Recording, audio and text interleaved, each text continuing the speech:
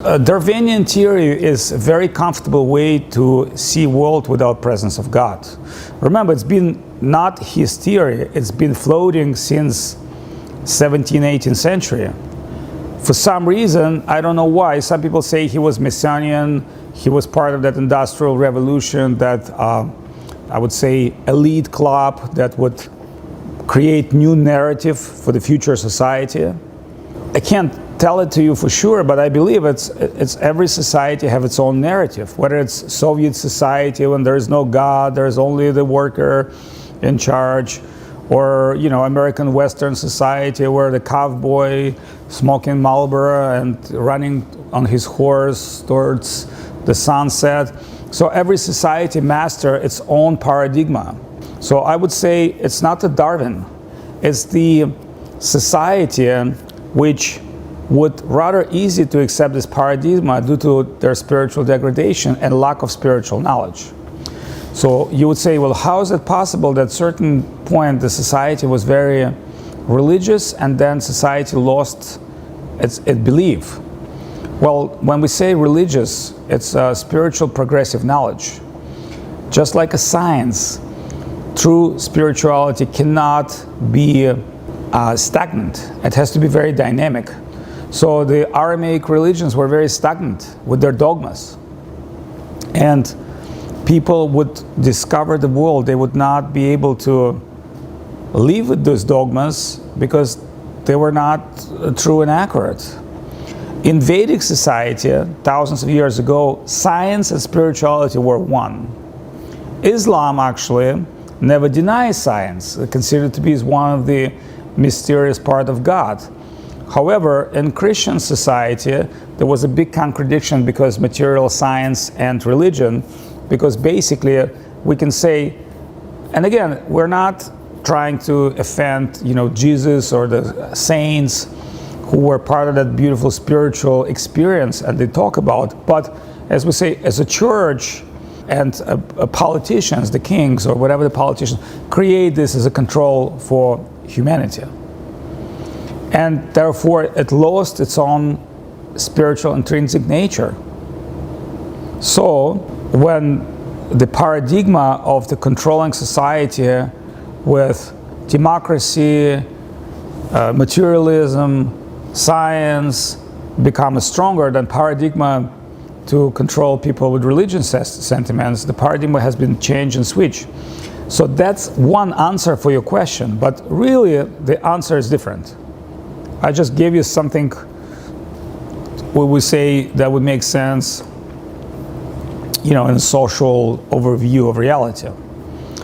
Now, Darwinian evolution, it's a very great way to understand evolution in general.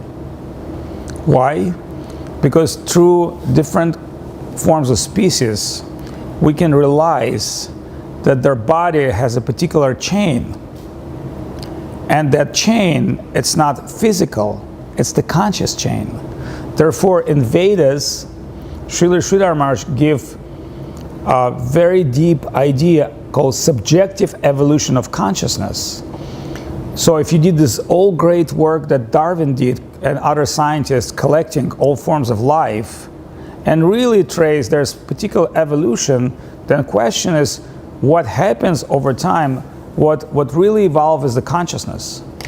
So if you put over objective evolution of Darwin, subjective evolution of consciousness, that make a lot of sense, but you have to understand it's Eastern idea and Western idea, so you have to combine two together. That's number one. Number two, the important question which no one really answer in this objective evolution is where the consciousness came from, where is the source of consciousness. Thinking that some physical elements, like you start throwing two stones or make an explosion, will produce your consciousness, it's not a very rational thinking. It's actually, in fact, it's a very primitive idea. But I can give you an example of how this child was born. Male and female parents unite in loving exchange. An outcome of this loving exchange, birth of a child. So consciousness comes from consciousness. That's what Srila Prabhupada was very clearly explaining. So from two human beings, child was born. Now in transhumanistic world, they're saying, well, we can create mother womb in laboratory. We can take father's sperm and inject it. That's been done in Vedas thousands of years ago. That's nothing new for those who understand the Vedic science and the stories. But still, you have to create some physical abode for the child, and you have to have that, element of sperm. That means living being. So in a particular way, one of my article was the cycle of the soul. We know the water cycle, which we learn in the school. It tells that water is constantly cycled, it's constantly drowning by sun, it's become a cloud, and that's source of life. It comes in with the rain. So in Vedas, what's interesting to describe is the soul travel with water. Because they say, oh, the souls are in the clouds. They're not in that form. But what they say is that subconscious settled plane where the soul exists, at certain point above the gross earthly plane, and with water, it's coming to earth and producing new life. Because life comes from water. You can't create life out of no water in this world. So it's an interesting way. Some of the scientists, they've studied particular insects in pyramids of Egypt. And those little insects happen to be dead for thousands of years inside pyramids. As they bring them to the water environment, immediately they become, after sometimes, alive, just feeling. So they were in deep stage of subconscious stage of like a sleep. But once they enter a particular environment, different than desert, they become alive. That really interesting way of telling that their consciousness been dreaming and waiting for a favorable environment for their life to be regained. And again, these are all scientifically proved facts, and we're not talking about the technology or which genome is being used, but all we're just trying to say is consciousness. That's what source of life. If gross materialists, as most people are today, they will deny life as a source of consciousness, but they can't have any other answer but consciousness. Therefore, all the modern psychiatrists and psychologists trying to study the culture, consciousness, and practice, science of consciousness, they still can't identify where's the origin of consciousness. In other words, modern scientists that study consciousness seriously on deeper level, and the way they study the consciousness, they can understand consciousness can be even manipulated, but they still can't find the source. That's what's important. And if you don't able to find the source of something, then you can't really know what it is. You have to understand the source, the seed concept, where it's coming from. And think of this, if I'll take just a little seed of banyan tree, I put some water in some favorable environment, billions of trees will come out of this tree, let's say in 100,000 years. Billions of trees. If each of that seed will attain favorable environment from one seed, I can give you billions of trees. Suppose you planning to go to Mars, as in colonial mission, and you're thinking, well, we discovered that we can make a favorable environment, the soil, the water, etc., atmosphere. What should we do? All right, guys, just take a bunch of seeds. Once you have a bunch of seeds, you have the whole thing. And there's another interesting case. I think in Arizona, in desert, in the United States, in 80s, they tried to create an experiment, which in pyramid dome-like structure shape, they built almost like sci-fi space complex, which would be completely cut off from the desert environment, let's say like a Mars, and they would try to recreate the whole life on Earth, which means They brought the plants, they brought the insects, they brought the birds, they brought little animals, and they create the whole kind of like, model of the recreation of life. And guess what? The trees start breaking because wind, training the trees and shaking them every day so that winds are very strong. Certain insects eat certain other things, certain birds, animals start dying. It's become ecological disaster.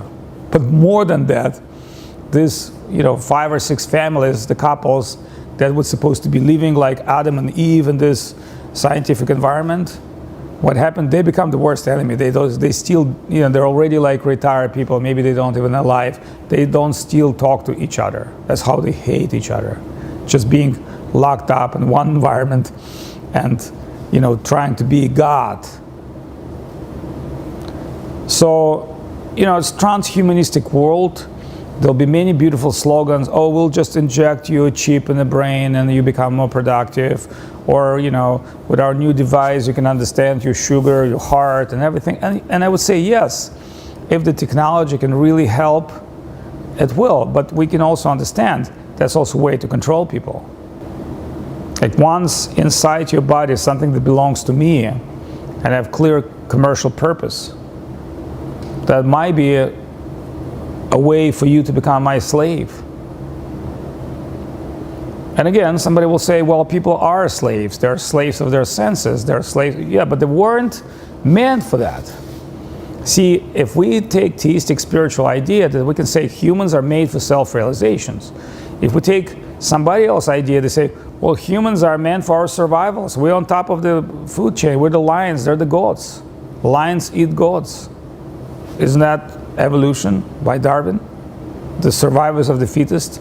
So then we can understand that's also self-delusion, because as the higher you can come in hierarchy of humans, you're supposed to be more kind, more compassionate, more giving, more take care of your junior brothers and sister. Rather you think, well, I'm an animal, I'm the lion, I'm the eater. The few of us can only feed on the mountain because we have to eat everybody else. So that's called Darwinian evolution. And evolution of consciousness means as more spiritual you become, as more giving you become. Therefore, greatest spiritual teachers were renunciates. Why do they need money? Why do they need power? If they have wealth of knowledge, if they have wealth of heart, wealth of understanding, compassion to others. Like, do you really think if world would be run by them, there would be like wars right now? No, but world is run by oligarchy, by the people that not only want to overconsume, they think every day how to use technology against you, how to put you in metaverse, how to make you can make a step without Facebook or Instagram, how to see the narratives in YouTube, which YouTube promoting. YouTube is not promoting Socrates and Bhagavad Gita. It promotes your violence, diseases, medical procedures and things. And if you can't understand that, I'm sorry, there's nothing I can help you with. Maybe just listening my little talk, you say, well, this strange person would be, or it might be speaking some interesting things that I should consider. And again, see, you can't really enforce things to people. Remember, when you're a child and you hate porridge and you really want French fries from McDonald's and ice cream at every meal, your mother suddenly started enforcing on your porridge and milk, and you don't really want porridge and milk because the ice cream is the best. But everybody knows what is healthy for you. That's what is the best for you. Not as what tasty. So we're living in civilization of false taste, of Snapchat, Instagram, and other things. We've always been pushed for most primitive narration. If you start making the most primitive content, you'll have millions of people watching it. It has to be stupid, superficial, and funny, and then you have millions of viewers. Once you go deeper, like I can't even tell you how many people is going to watch what I tell right now. It may be like 50 people who knows who I am. But that's where we need to learn how to identify the truth and how to select what the truth is. So going carefully through this selection, we can realize things on a deeper and deeper and deeper and deeper level.